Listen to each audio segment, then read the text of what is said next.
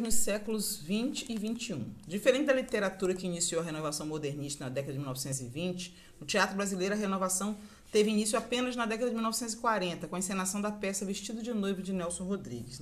Infelizmente, o nosso teatro brasileiro ficou à margem do fluxo renovador trazido pelos modernistas, tendo sido a principal forma de manifestação artística ausente nas comemorações da Semana da Arte Moderna de 1922. Nos anos posteriores a essa semana, nossa produção teatral foi escassa e mesmo assim demorou certo tempo para ser encenada.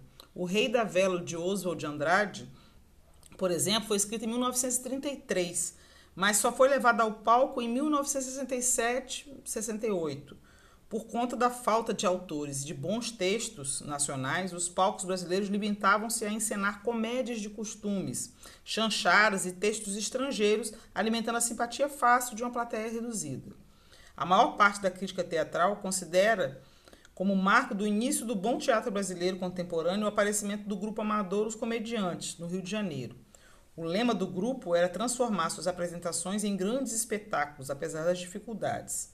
Para alcançar esse fim, o grupo procurou atualizar o teatro brasileiro em relação ao que se fazia na Europa, pondo fim à hegemonia de um ator sobre o elenco e impondo a noção de equipe. Para isso, transferiu a responsabilidade total da peça a um diretor que passava a ser responsável pela coordenação dos vários elementos do teatro, o texto, o cenário, os atores e pela harmonia do espetáculo. O grupo estreou em 15 de janeiro de 1940 no Teatro Ginástico, com Assim Se Lhe Parece, de Pirandello. O êxito alcançado pelo espetáculo levou o grupo a apresentar logo depois uma nova peça, Uma Mulher e Três Palhaços, de Marcel Archard. Durante a Segunda Grande Guerra, refugiou-se no Brasil o ator polonês Ziembicki, hoje definitivamente incorporado à história do Teatro Nacional, que se juntou aos Comediantes, também como diretor. Atacando a sugestão dada por Ziembicki de encarar autores nacionais, segundo ele, procedimento indispensável para a existência do teatro de qualidade em um país, os Comediantes encenaram Vestido de Noiva, de Nelson Rodrigues, cuja estreia ocorreu em 28 de dezembro de 1943. Assim se iniciava a renovação do teatro brasileiro, assentada na série de inovações, tanto formais quanto temáticas, feitas pela peça e na presença de um diretor que fazia o espetáculo em um trabalho de equipe. A partir de então, começam a surgir inúmeros grupos e autores que deram um novo impulso ao teatro brasileiro contemporâneo. Em São Paulo, em 1948, o industrial italiano Franco Zampari fundou o Teatro Brasileiro de Comédia, a TBC, que durante muito tempo utilizou a fórmula atores de talentos, mais diretores estrangeiros, mais peças clássicas e consagradas a igual sucesso. Pelo palco do TBC, que ocupou posição de liderança no teatro brasileiro, desfilaram atores como Nídia Lícia, Sérgio Cardoso, Tônia Carreiro, Maria Della Costa, Cacilda Becker, Paulo Altran, grandes nomes da nossa classe de atores brasileira. Sob a orientação de diretores como Adolfo Celi, Luciano Salsi, Ruggero Jacobi e o próprio Ziembicki, todos estrangeiros. O único dramaturgo brasileiro encenado pelo TBC até 1958 foi Abílio Pereira de Almeida. De cisões do TBC surgiram várias companhias, a Nídia Lícia, Sérgio Cardoso, a Tônia Carreiro, Paulo Altran, a de Cacilda Becker e o Teatro dos Sete. Em 1953 foi criado o Teatro de Arena, em São Paulo, com participação de José Renato e mais tarde Augusto Boal. Após a encenação de Eles Não Usam Black Tie, de Gian Francesco Guarnieri, em 1958, o grupo se solidificou e apresentou Revolução na América do Sul, Arena contra Zumbi, Arena contra Tiradentes, Castro Alves Pede Passagem e muitas outras peças criadas pelos próprios atores. O grande mérito do Teatro de Arena foi a eliminação do preconceito que existia em torno do dramaturgo brasileiro, levando o próprio TBC, no fim da década de 1950, a encenar peças brasileiras. Na década de 1960, atuavam no país diversos grupos teatrais de caráter contestador, além do Teatro de Arena. Destacaram-se o grupo Oficina, em São Paulo, cujo grande momento foi a revolucionária encenação de O Rei da Vela, de Oswald de Andrade, sob direção de José Celso Martinez Correia, e o grupo Opinião, no Rio de Janeiro, de que faziam parte os dramaturgos Oduvaldo Viana Filho e Paulo Pontes. Em 1965, o Opinião levou à cena Liberdade, Liberdade, com textos de Flávio Rangel e Milor Fernandes, entremeados de canções de protesto. Após a promulgação do AI-5, o país passou a viver uma fase artística difícil, com a instituição da censura nos meios de comunicação. Proibiram-se inúmeras apresentações teatrais, mutilaram-se textos e muitos atores e diretores foram exilados. O teatro de cunho contestador, político e renovador desapareceu, substituído por criações de tom ufanista, né, que tem amor à pátria, mas em exagero, né? E somente seria retomada após 1976, quando se iniciou uma lenta e gradual liberação da censura.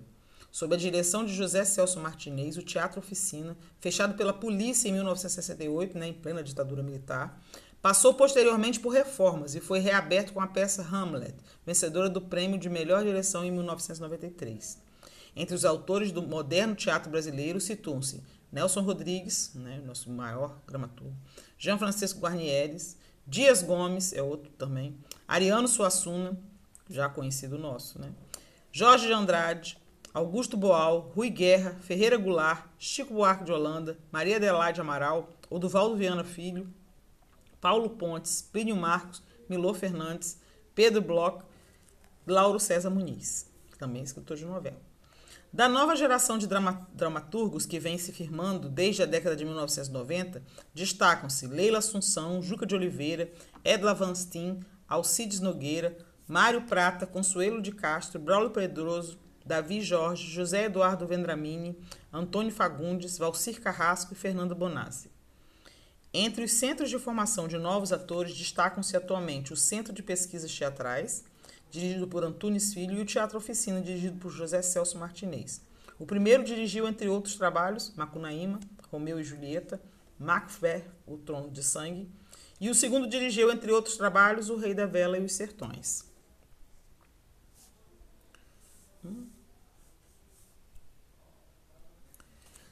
Nelson Rodrigues, o Desbravador, né? Nasceu em 1912, faleceu em 1980, né? Era um autor polêmico. Ele é considerado por alguns críticos como o maior dramaturgo brasileiro.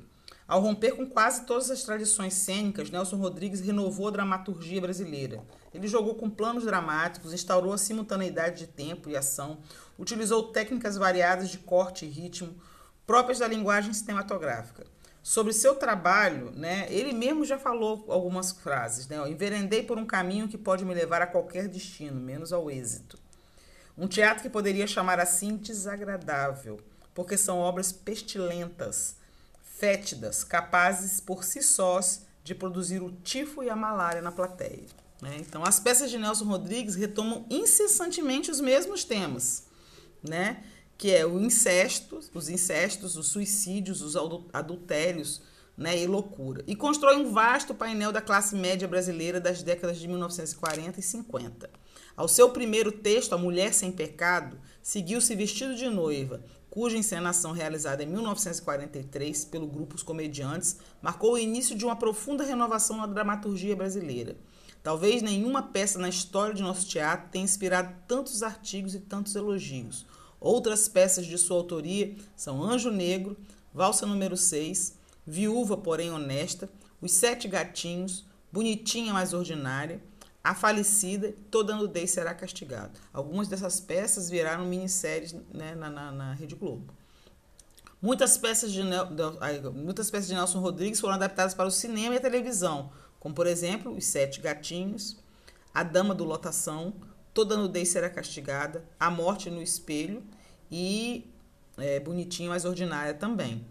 Então, Nelson Rodrigues foi o grande dramaturgo, né? Assim, um dos grandes, porque Dias Gomes também é outro muito grande. Tem mais, né?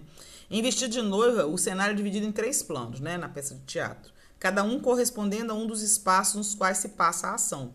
O plano da realidade, o da alucinação e o da memória. A peça começa com um acidente de automóvel sofrido por Alaide. No plano da realidade, ela é levada ao hospital. Repórteres noticiam o acidente, a operação cirúrgica, a morte e o enterro da personagem. No plano da alucinação, Alaide procura e encontra Madame Cleci, uma prostituta que fora assassinada pelo último amante. Alaide, antes de se casar, morara na casa que pertencera a Cleci, o local do assassinato. Instigada por Madame Cleci, Alaide vai recordando a própria vida, até descobrir que há um conflito entre ela, a irmã, que é a mulher de véu, e Pedro, seu marido. Então, Nelson Rodrigues marcou muito. A gente fez um café literário, né, em Nova Brasília, no CIEP Clóvis Tavares, sobre Nelson Rodrigues, né? A gente até encenou a valsa número 6, que foi uma peça dele. E aí, a gente encerra aqui. Até a próxima aula. Beijos.